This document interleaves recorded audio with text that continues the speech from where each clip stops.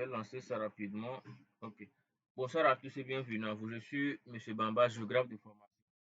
Pour ceux qui viennent de nous prendre en marche, la formation est essentiellement axée sur arc, map, et nous commençons avec la notion théorique, puis nous passerons à la phase pratique.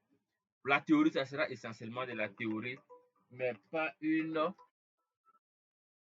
séance en partage de documents.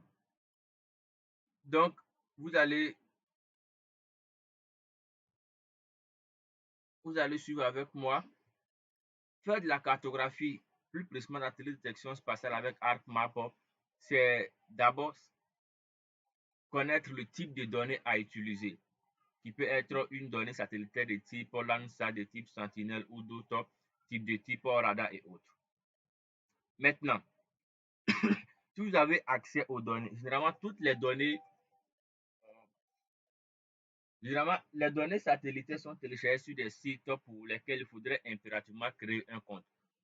Si cela est fait, vous devriez, après création du compte, accéder à la base d'images satellitaires pour le téléchargement. Si vous arrivez à télécharger une donnée satellitaire, c'est déjà bon. Si vous n'arrivez pas à le faire, vous vérifierez sur la chaîne YouTube des données ou des vidéos concernant le téléchargement. Donc, après le téléchargement, il est important que la donnée sur laquelle vous travaillez soit traitée. Donc, cette donnée doit être traitée histoire de proposer une donnée de qualité. Donc, après traitement qui concerne la correction radiométrique, la correction géométrique et autres, lorsque les corrections sont terminées, vous devrez être capable de fusionner les bandes, d'extraire votre zone d'étude et vous mettre à exécuter la tâche primordiale qui est la carte d'occupation du sol. Maintenant, pour une question d'efficacité, nous allons omettre la phase de téléchargement, omettre la phase de pré-traitement, omettre la phase. Bon, on va certainement commencer à partir de la composition de bandes, ensuite de la composition des bandes, de l'extraction de la zone d'étude et nous allons maintenant passer à l'étape de la réalisation de la carte d'occupation du sol. Pour ceux qui ont déjà soldé, vous aurez accès aux autres contenus vous permettant de créer les comptes, de télécharger les données et la documentation référant à cette formation. Donc, sans plus tarder, je vais ici présenter mon interface ArcGIS qui n'est pas encore visible par vous, mais je vais partager mon écran maintenant. Excusez vraiment pour la qualité de la voix. OK.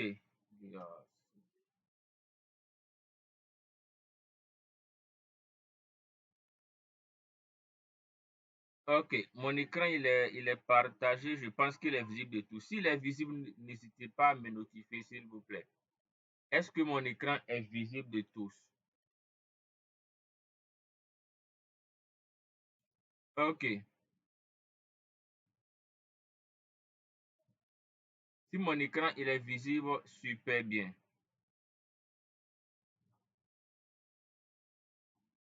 Donc, mon écran est visible de tous. Nous allons directement aller dans le logiciel ArcMap et présenter le contenu.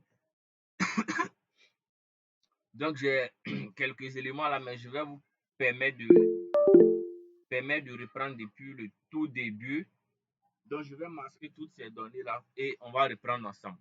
Donc, je l'ai dit, nous n'allons pas voir la phase de téléchargement, la phase de pré-traitement et les manipulations préliminaires qu'il faut obligatoirement avant de commencer à traiter une donnée satellitaire.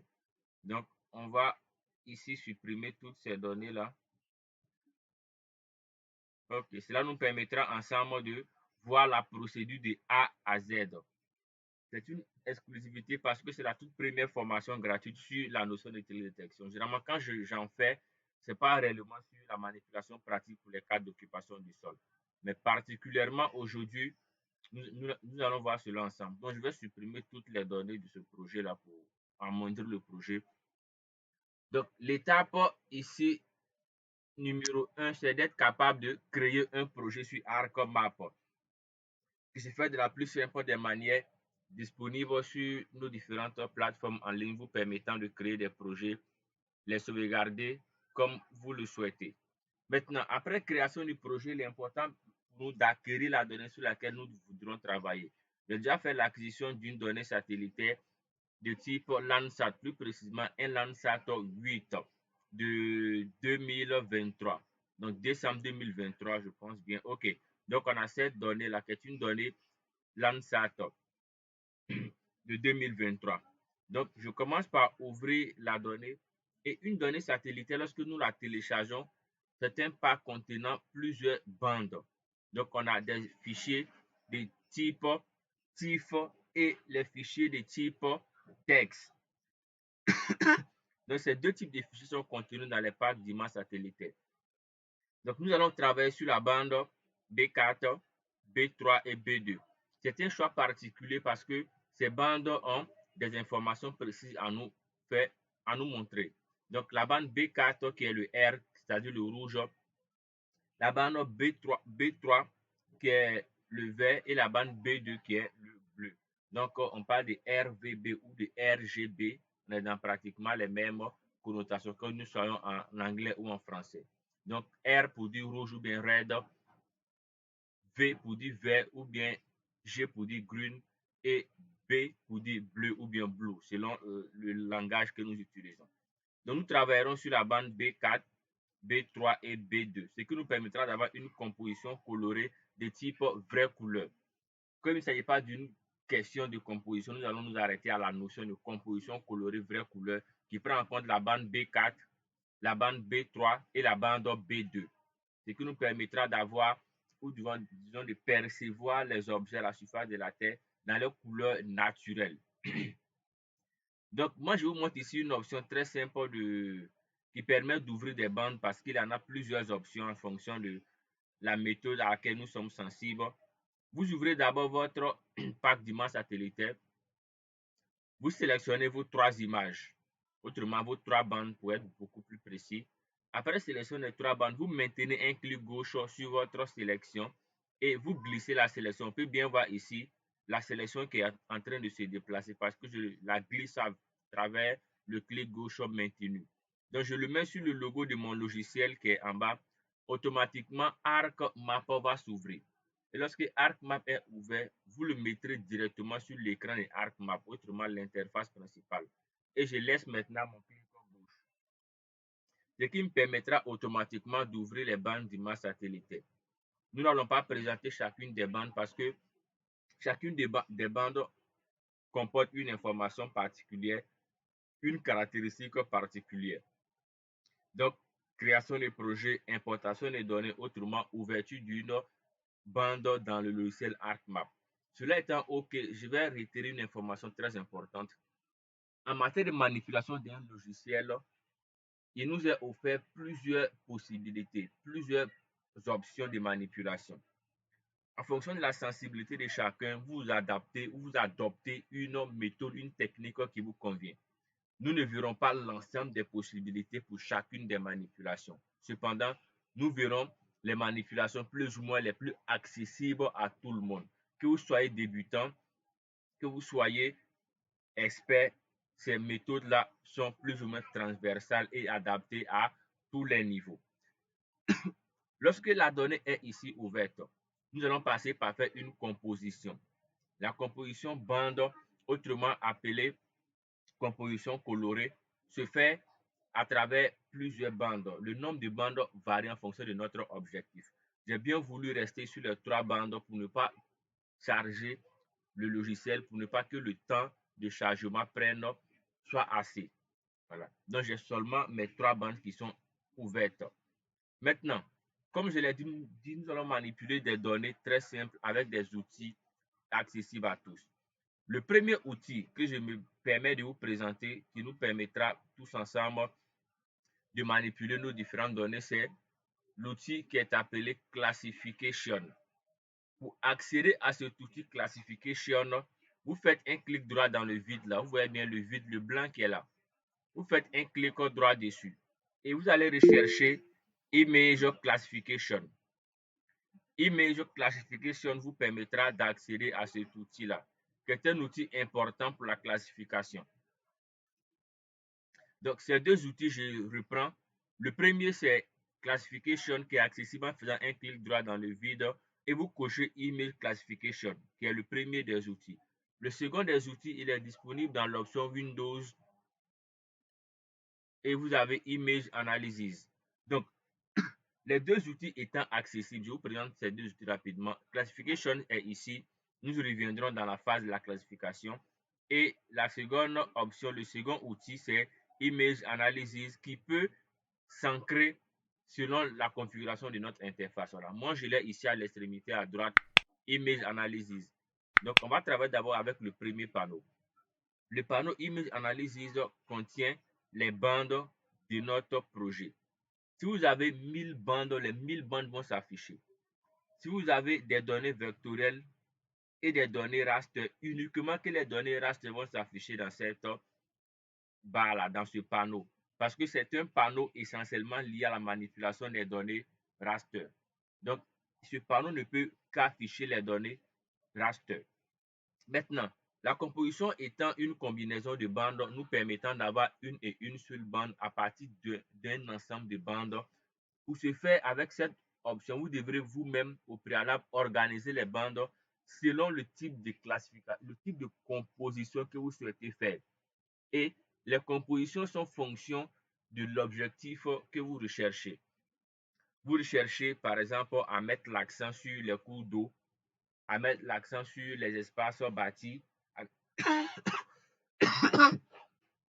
excusez, à mettre l'accent sur les zones de végétation. Il y a pour chacune des classifications, pour chacun des éléments de composition appropriés. Vous aurez la documentation après pour ceux qui ont la certification. Je vous donnerai la documentation en fonction des types de classification, quelle bande choisir. De façon générale, la composition 4.3 de la composition universelle qui prend en compte les objets tels qu'ils se présentent à l'œil nu. Donc 4.3.2, l'ordre doit être respecté, sinon le résultat ne serait pas le même. Donc pour changer d'ordre, vous devrez d'abord changer l'ordre au niveau du panneau à l'extrémité ici. Parce que au niveau de Image Analysis, vous ne pouvez pas changer l'ordre des données, ce n'est pas possible. Donc comme nous devrons avoir 4.3.2, je vais déplacer la bande 2 et la mettre un peu plus bas. Donc on a maintenant la bande 4, la bande 3 et la bande 2. Donc ces trois bandes ici étant disponibles et organisées comme nous le souhaitons, nous allons faire une composition. Je l'ai dit, pour chaque manipulation, il y a plusieurs outils qui sont disponibles. J'utilise les outils plus ou moins les plus accessibles à tout un chacun. Nous travaillerons avec Image Analysis comme notre premier outil. Pour faire cette composition, nous allons sélectionner la bande B4.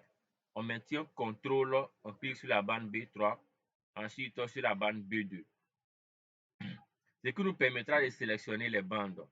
Et l'outil que je présente ici, Image Analysis, à lui seul, vous avez tellement de possibilités de manipulation des données d'images satellitaires que vous pouvez passer plus d'une semaine en train de l'exploiter parce qu'il a tellement de potentiel qu'il est vraiment intéressant et important à maîtriser.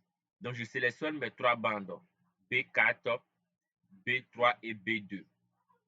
Maintenant, pour faire la composition, il y a juste là un petit outil. Il sera quand même difficile d'être. Bon, je vais peut-être le déplacer. Bon, c'est pas grave, on va le laisser à cet emplacement. Si vous voyez bien juste en bas là, c'est un ensemble de trois, je parlerai comme ça, de trois éléments superposés de couleur or.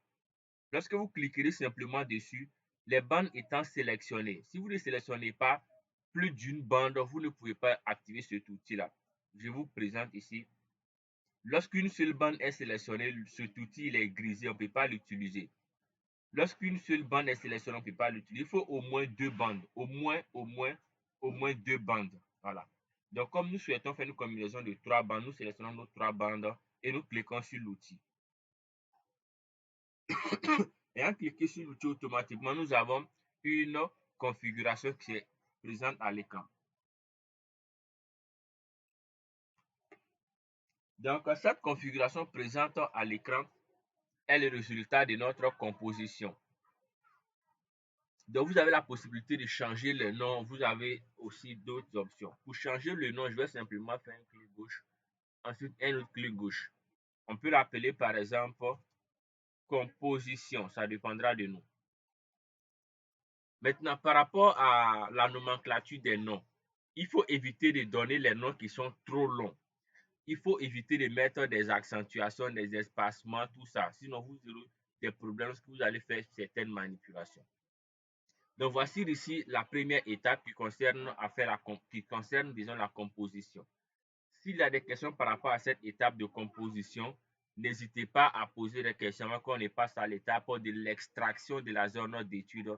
Je reste ouvert pour les questions. Les questions sont essentiellement par note écrite parce que les micros sont coupés.